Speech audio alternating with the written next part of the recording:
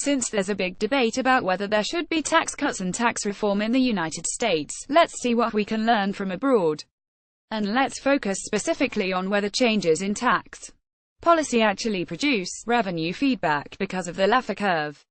In other words, if tax rates change, does that incentivize people to alter how much they work, save, and invest, thus changing the amount of taxable income they earn and report? I've written about how the Laffer Curve has impacted revenue in nations such as France, Russia, Ireland, Canada, and the United Kingdom. Now let's go to Africa. In a column for BizNis Africa, Mandy of PwC explicitly warns that South Africa is at the wrong spot on the Laffer Curve.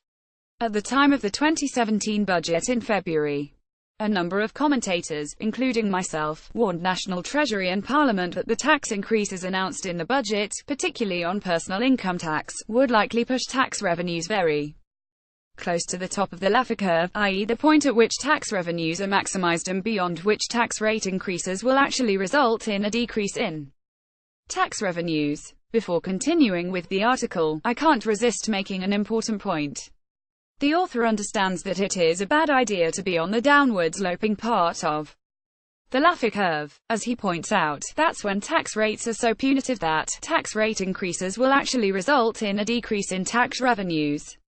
That's correct, of course, but it's almost as important to understand that it's also a very bad idea to be at the top of the Laffer Curve. As noted in a study by economists from the Federal Reserve and the University of Chicago, that's the point where economic damage is so great that $1 of tax revenue can be associated with $20 of damage to the private sector. Now that I got that off my chest, let's look at some of the details in the article about South Africa. The evidence suggests that, in the current environment, South Africa has maximized the tax revenues that it can extract from its citizens and has possibly even gone past that point and is now on the downward slope of the curve. Why do I say this? The last few years have seen significant tax increases. These tax increases saw the main budget tax-GDP ratio increase from 24.5% in 201,213 to 26% in 201,516, primarily led by increases in personal income tax. However, since then the tax-GDP ratio has stalled at 26% in both 201,617 and in the revised forecast for 201,718. It is not unreasonable to expect that the tax-GDP ratio for 201,718 may fall below 26% in the final outcome. The stalling of the tax-GDP ratio comes despite significant tax increases in each of 201,617 and 201,718, which were expected to deliver 18 billion South African rands and 28 billion South African rands of additional tax revenues respectively. Once again, I can't resist the temptation to interject.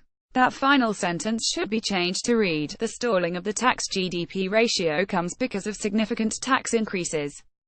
Mr. Mandy concludes his column by warning that the current approach is leading to bad results and noting that further tax hikes would make a bad situation even worse. The South African Revenue Service has acknowledged that it has seen a decline in levels of compliance.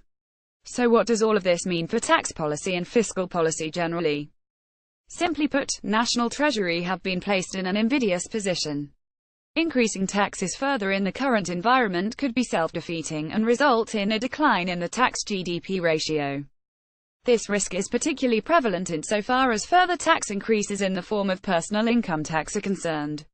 Increasing the corporate tax rate would further dent investor confidence and economic growth. The good news is that even South Africa's government seems to realize there is a problem.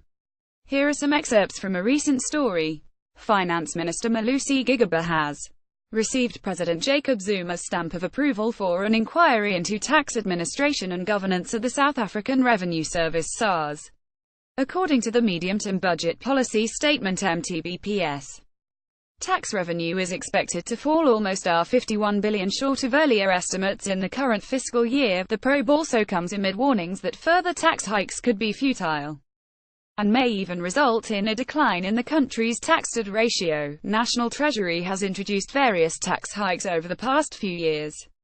The main budget tax-to ratio increased from 24.5% in 201,213 to 26% in 201,516, mainly as a result of higher effective personal income tax rates. But the tax-to ratio has subsequently stalled at 26% in 201,617 and in the latest 201,718 forecast, and it is not inconceivable that the final outcome for the current fiscal year could fall below 26%. Gigaba seems to be aware of the dangers of additional tax hikes and warned in his MTBPS that it could be counterproductive. I'm glad that there's a recognition that higher taxes would backfire, but that's not going to fix any problems. The pressure for higher taxes will be relentless unless the South African government begins to control spending. The government should adopt a constitutional spending cap, which would alleviate budget pressures and create some fiscal space for lower tax rates. But I'm not confident that will happen, particularly if the International Monetary Fund gets involved. Desmond Lackman, formerly of the IMF and now with the American Enterprise Institute, writes that the country is in trouble. South Africa is in trouble. Per capita income has been in decline for several years and its economy is in recession for the second time in 8 years. Unemployment remains at over 27%. Meanwhile, the rand is floundering on the foreign exchange market. In view of the favorable global economic environment, the country's predicament is even more troubling.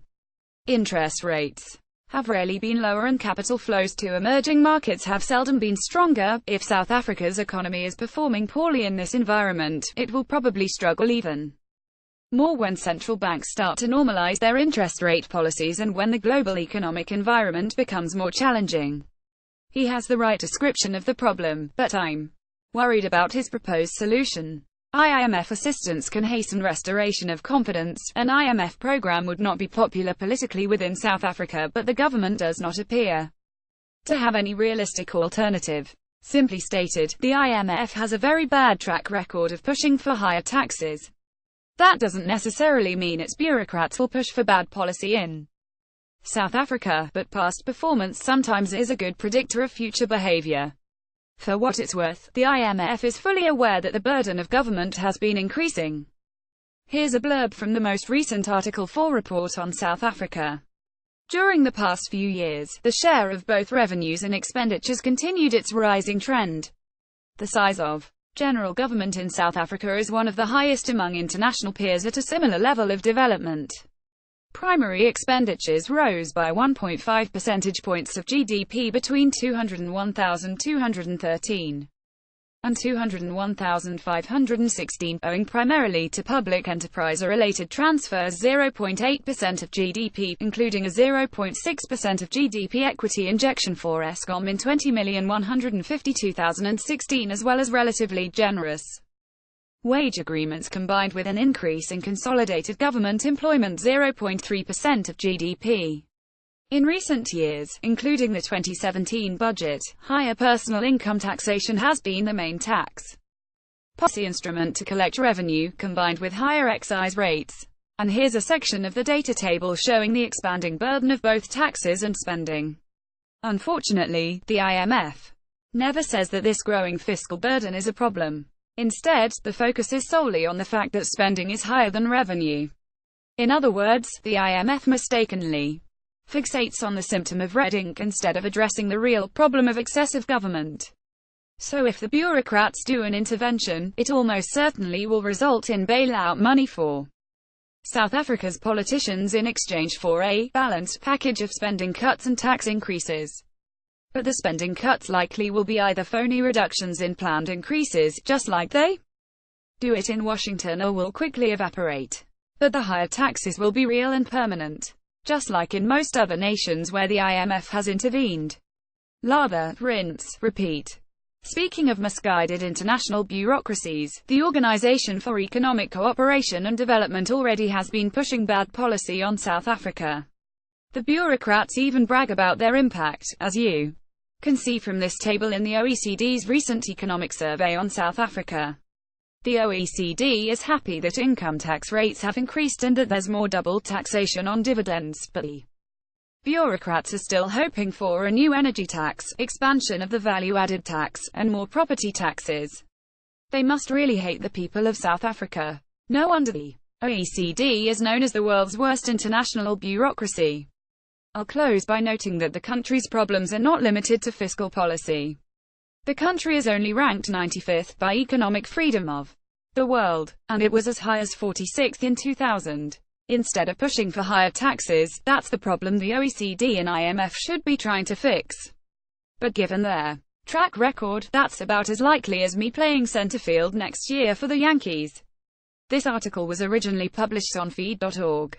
Read the original article. Daniel J. Mitchell is a Washington-based economist who specializes in fiscal policy, particularly tax reform, international tax competition, and the economic burden of government spending.